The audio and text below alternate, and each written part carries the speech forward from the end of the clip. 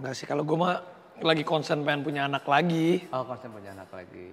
Mudah-mudahan jadilah gitu karena Lu mau anak cewek apa cowok? Katanya nggak mau anak cewek, kenapa? takut.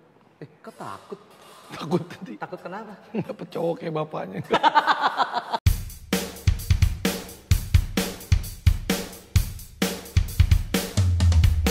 Yuk, sama. Taruh nyanyi yuk. Mau ya? Taruh siap? Oke, Bunda Cendian, ayo. Kita nyanyi. 4 senyum, 5 ketawa. Oke. Oke.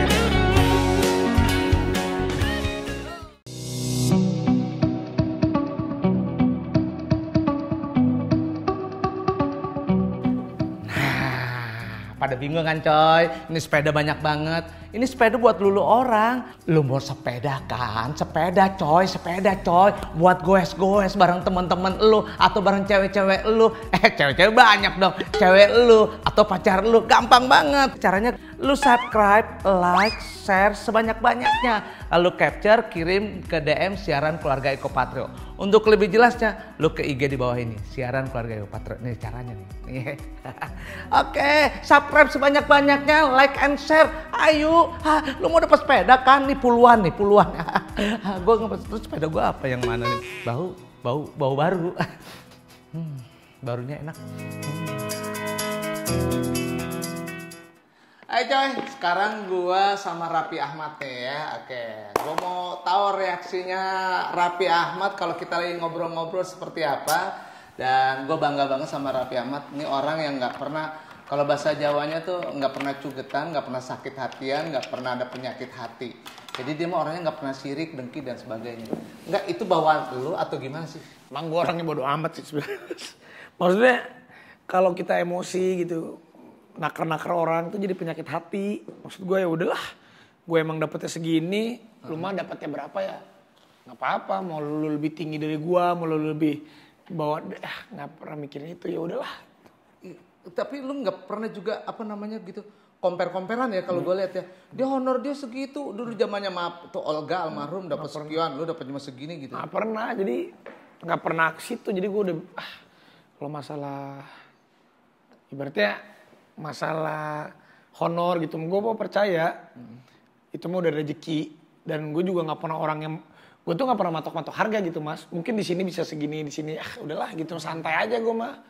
Jadi bukan kita harus segitu kita baru mau kerja gitu, kagak. Ya, ini Raffi nih ya, dari dulu nih gue udah, dia bukan setahun 2 tahun nih, ini udah puluhan tahun, jarang ngelihat dia emosian. Kalau teman-teman yang lain kan ada emosinya, ini jarang nih. Iya pernah juga emosi, tapi memang jarang sih. Gue jarang, karena buat gue tuh kalau kita emosi tuh kalah. Jadi gini, emosi itu kan sebenarnya pilihan yang menurut gue kadang kita suka nyesal di belakangan gitu. Makanya gue tuh punya berprinsip saat kita emosi tuh jangan memutuskan sesuatu hal. Kita lagi terlalu happy, sama lagi terlalu marah, itu jangan pernah memutuskan sesuatu hal. Oh gitu. Iya, itu prinsip hidup gue. Jadi saat lagi marah, lagi saat happy, jangan pernah memutuskan masalah. Iya. Karena kadang-kala itu di luar logika lu. Bener, ya. kadang kita kalau terlalu happy, semuanya bisa kita iyahin. Karena kitanya lagi happy. Iya. Karena kan, kalau kita lagi emosi juga, kita pasti jangan ngambil keputusan. Jadi buat gue tuh, makanya gue tuh orangnya jarang kelihatannya itu happy terus. Iya. Tapi bukan gue yang terlalu happy.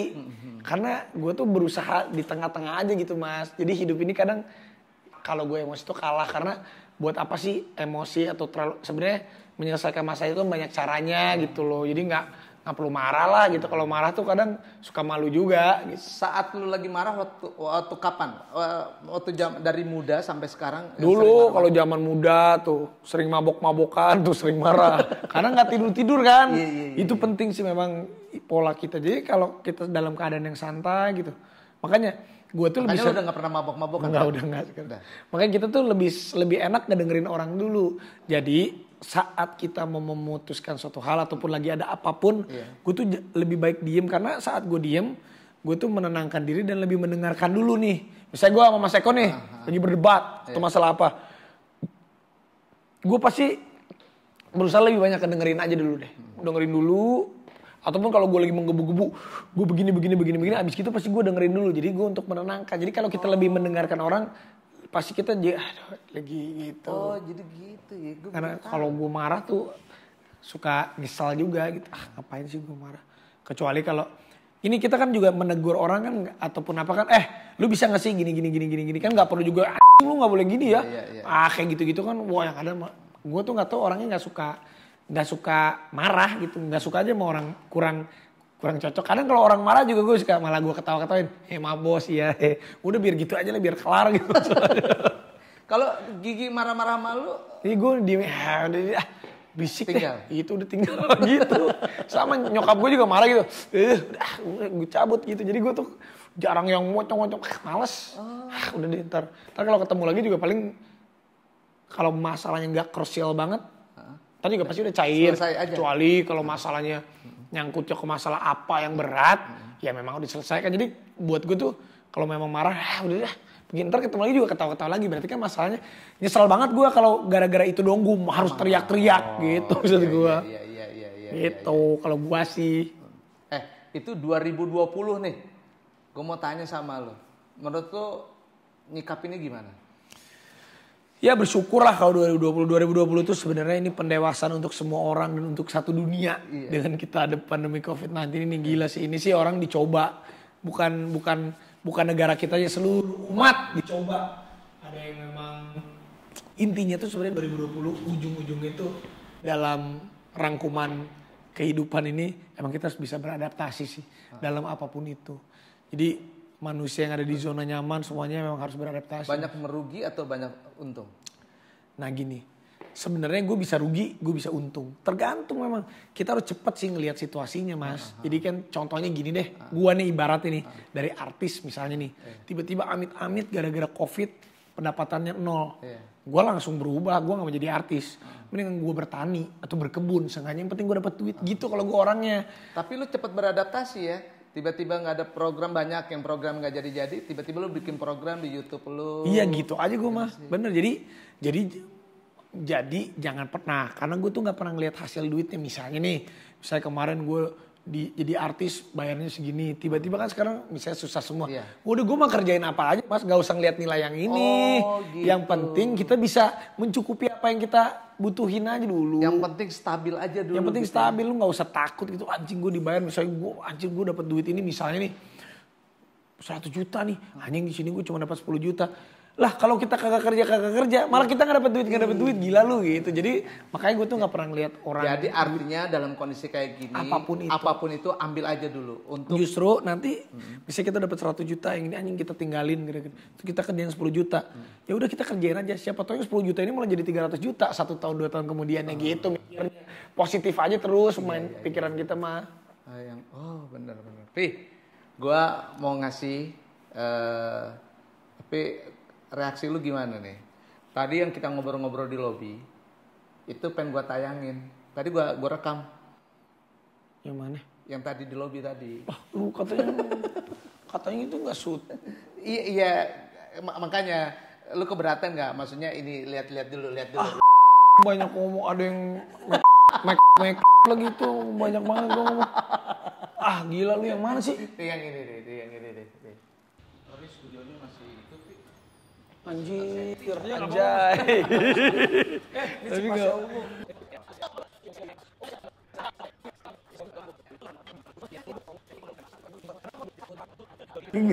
Tapi itu kan ada bahasa-bahasa mic gitu aja anjir. Pokoknya no edit, no setting, gimana? Anjir bener-bener. Gue kena jebak nih, jebakan Batman. Oke, tapi tadi kan udah tonton semua nih, ya kan? Kalau gue mah boleh nggak nih ditayangin? Gue mah aman-aman aja mas, bebas gue mah. Oke, berarti gue mah tayangin ya. Bebas, gue mah orangnya bebas aja mas. Ya udah kalau gitu kita lihat ya. Apa sih isinya? Ya. Sorry, studionya masih itu Pi. Masih di setting. Iya nggak apa-apa mas, nggak apa, santai aja santai. Ini si Pasya Ungu. Kenapa Pasya? Telepon gua. Ini masih nge-setting kan? Udah biarin aja, iya. Berapa lama? Ya tunggu lah. Pasya Ungu. Ya siap. Bos. Pak Wagub, apa kabar Pak Wagub? Siap, Kado. Lagi syuting dulu nih, mau podcast, lagi ngeset. Lagi mau podcast di tempatnya Pak Eko baru. Pasya ungu. Oh iya dong, siap. Siap Kando. Sampaikan ke Pak Ketua, tolong kita jangan satu dapil ya. Siap, jangan satu dapil. Siap. Beda dapil dong. Siap, apa siap, oke. Tiga aja, saya biar di Jabar 1 aja Kota Bandung. Siap. Siap. Udah DPR RI siap. Siap, salam buat Ibu Adel. Iya. Nih Mas Eko, kalau sama Pasya gitu dekat ke sih? Ada deket, gue sama Pasya mah. Dia kemarin tuh gue bantu banget tuh sama gue, bener. Sama kayak lu gini kan. Gue nggak tegaan orang kalau misalnya teman minta bantuan apa segala macam, ya gue support, gue dukung. Nah gue makan boleh nggak? Sama. Lu nggak dikasih makan sama Gigi? Nggak, gue sebenarnya lagi diet Mas. Iya lu katanya diet. Ngapain lu badan lu kurus begini diet? Perut gua parah. Ini gue mau kolesterol gue nih tinggi mulu nih, gue pusing dah. Kenapa ya? Itu lu kalau kolesterol tinggi gitu, itu juga pengaruh sama ini loh, apa namanya? Kayak semacam istirahat. Cukup lu tidur sehari berapa kali? Nah itu pikiran gue kali ya, mikir mulu kali Mas. Tahu nih gue lagi mau bikin terobosan baru gitu Mas. Abisnya kadang tau lah gue mikir terus Mas. Kadang gue mau tidurnya mikir. Hah? Jadi lu istirahat sehari itu? Gue tidur jam 2, jam 3, bangun jam 6 pagi udah gitu dong tiap hari. Lu gak takut apa? Terus yang lu konsumsi apa? Jangan nakut-nakutin gue. Bukan, gue juga dulu ngerasain gitu. Penyakit gue juga sama, kolesterol tinggi. Sama. Berapa kolesterol? Gue bisa 250, 300. Gue 336. Nah iya udah, itu penyakitnya orang sibuk itu doang. Bener, karena kita gak pernah olahraga kan. Lu olahraga gak? Main bola? Iya, cuma kan gue jadi kiper. Iya, jadi kiper itu pun juga buat konten. Ya, gak ada niat mau ngambil anak yang model kayak Ruben?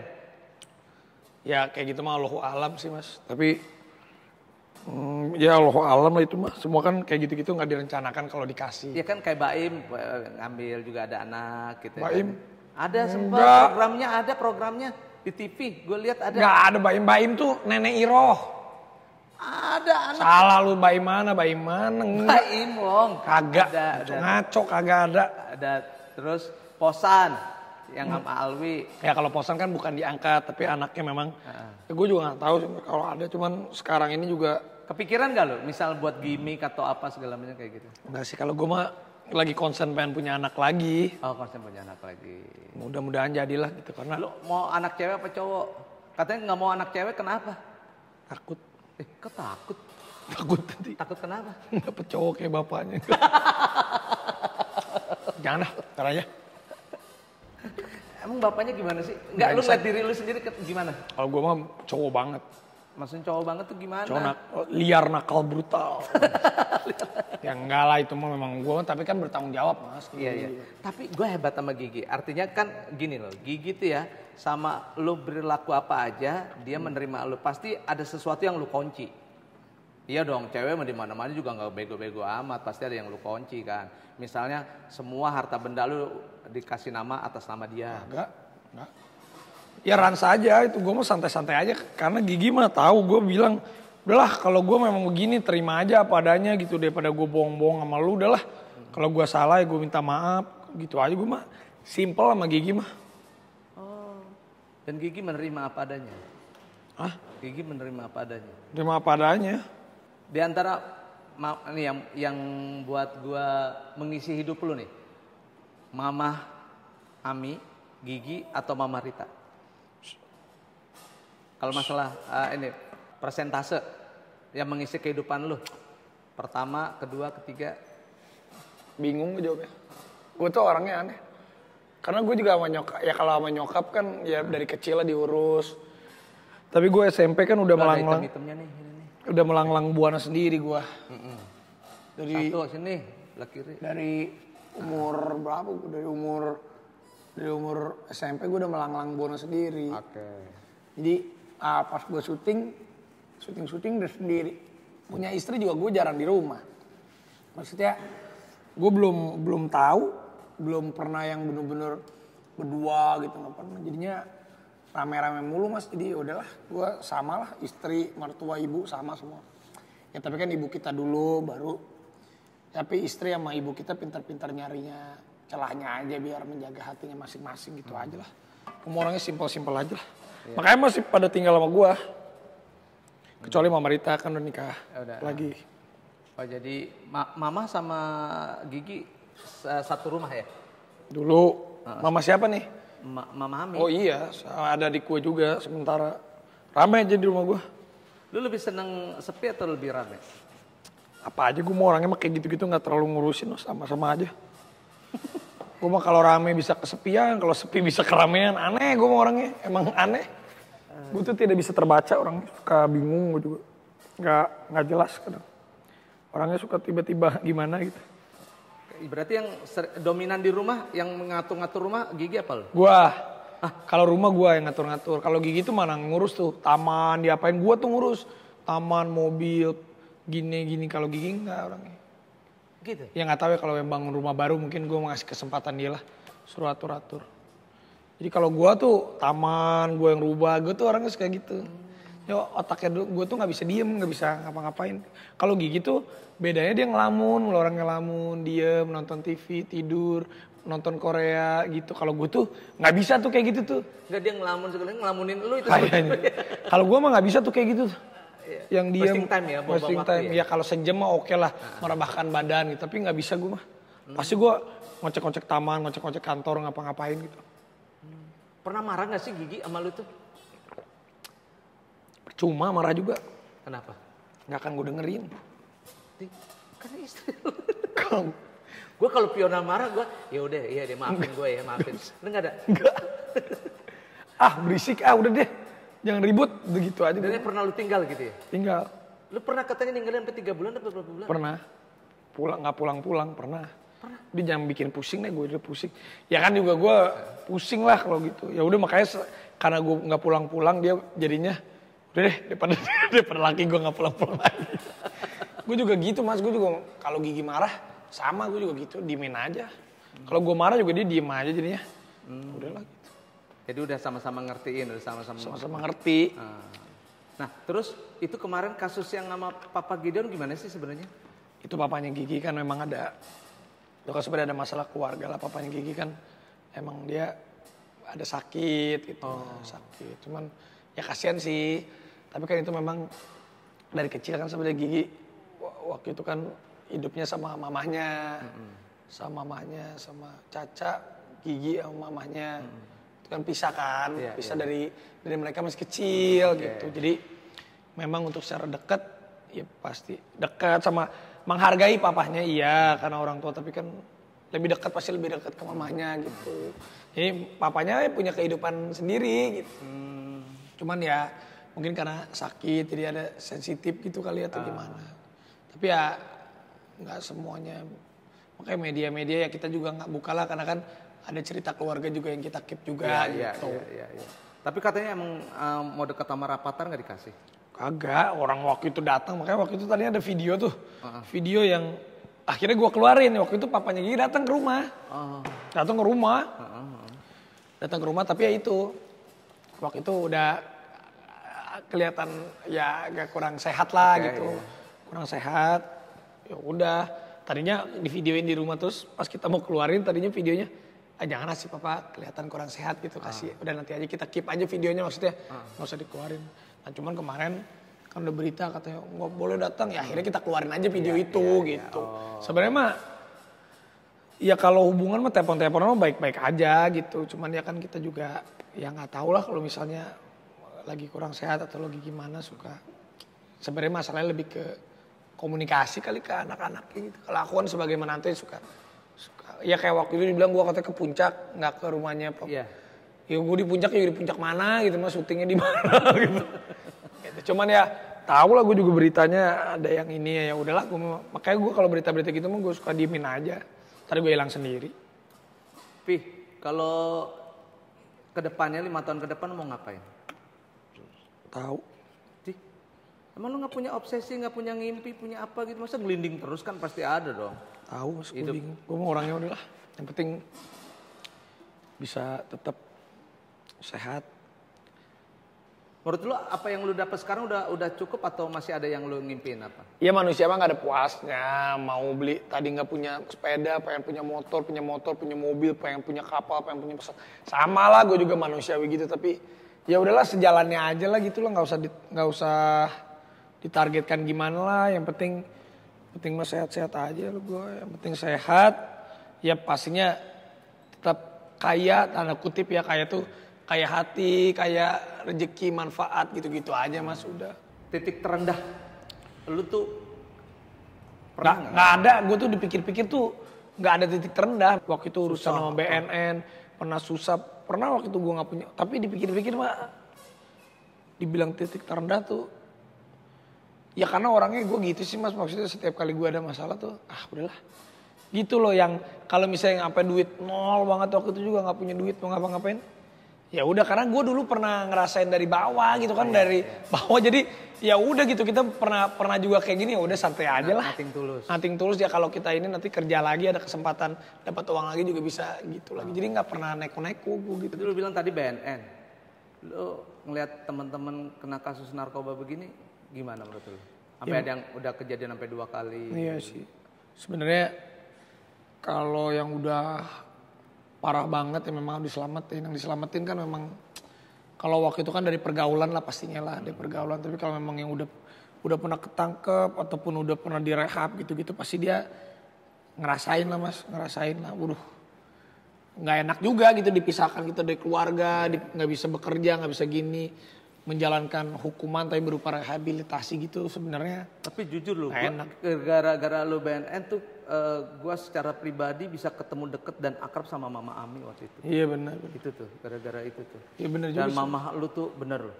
Dari semua dibela-belain loh sama Mama tuh. Ya pastilah yang namanya orang tua lah. Cuman ya nggak apa-apa, gue waktu ketangkap BNN juga setelah gue mikir sekarang ya untungnya ada fase di mana itu adalah salah satu bukan titik terendah tapi suatu titik pendewasaan gue juga. Jadi gue berpikir gitu, wah memang kalau mau melakukan sesuatu hal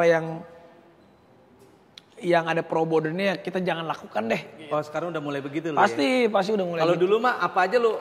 Gue mau aja. Iya gue tuh orangnya suka nggak ada takutnya gitu maksudnya. Udahlah gampang lah itu mah gampang lah gitu. Tapi ternyata kalau memang berurusan dengan hukum, urusan dengan halayak yang memang sudah dilarang, ya jangan deh. Apalagi berurusan dengan hukum, jangan bermain-main. Nggak bisa lah, hukum itu kan, padahal hukum di Indonesia tuh memang ya udah ada jalannya. Kita juga pokoknya lu kapok aja ya. Kapok mah. Apalagi sekarang udah punya anak kan, kita juga malu juga kalau misalnya kita nggak bisa nyontoin ke anak kita. Anak lu udah sampai mana tuh ngomelin lu segala macam, pernah nggak? Parah anakku, parah. Dia kalau gue diajak syuting aja, ayo syuting sini. Papa, Angam disuruh-suruh ya, gitu. Ayo sebentar syuting, temenin papa dulu. Oke, udah selesai syuting, udah puas papa, puas. Gitu. Kan jadi gak tega gitu. Dalam hati gue, itu ngomong gitu puas. Iya, ini gak tahu apa nih, bapaknya nyari duitnya begini, dia tuh gak ngerti gitu. Papa tuh gak suka disuruh-suruh, syuting tuh disuruh, disuruh. Tuh gak mau ketawa, tapi disuruh ketawa. Tuh disuruh minum, tuh gak mau minum. Disuruh makan, tuh mau main katanya. Mau suruh-suruh apa lagi katanya. Jadi dia kesel disuruh syuting tuh gara-gara itu ya kan gitu. Rafathar sini, ceritanya makan ya, makan. Tuh gak mau makan, ya ceritanya makan. Ini pura-pura ya, gitu dia tuh udah tahu. Parah banget dia mah, parah si Rafathar tuh masuk kritis, gue pusing sama dia. Mereka ada kamera langsung, kau jangan suruh-suruh ya, gitu. Oh gitu ya. Karena dia sindrom dari kecil, dari waktu dia dari kecil kan ada fans yang ayo senyum dong. Dalam hati kecil dia, gue tuh lagi nggak mau senyum, kok lu suruh gue senyum, gitu maksudnya. Dan dia tuh bingung gitu. Rafathar kok sombong, dalam hatinya, apa emang sombong? Kan lagi nggak mau. Jadi dia tuh dari kecil tuh udah ada gitu. Kasian juga sih sebenarnya sih. By the way kan banyak tuh anak-anak artis yang dibully sama haters gitu. Rafathar kalau dibully, ada nggak yang ngebully dia atau? Ya gua tuh sama Gigi nggak pernah baca-baca komen.